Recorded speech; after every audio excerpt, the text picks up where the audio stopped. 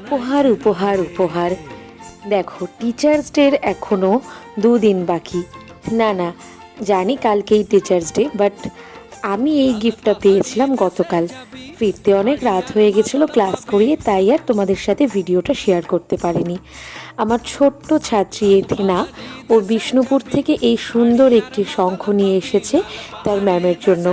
আর ম্যামও তো প্রায় গিফট পেয়ে আনন্দে ভীষণ খুশি, কারণ এত সুন্দর এরকম ইউনিক একটা গিফট আমি কখনো পাইনি। আর দেখো না, তাই বাড়ি এসে আমি সাথে সাথে এই বিষ্ণুপুরের ঐতিহ্য পোড়ামাটির শঙ্খ আমি বাজাতে শুরু করে দিয়েছি। শঙ্খ আমি বিশেষ বাজাতে পারি না, তাই একদমই আওয়াজ করতে পারছিলাম না, কিন্তু এই শঙ্খটা ভীষণ হালকা, তাই হালকা ফু দিতে না দিতেই কি সুন্দর আওয়াজ বেরোলো। দেখো, এবার আমি পেরেছি।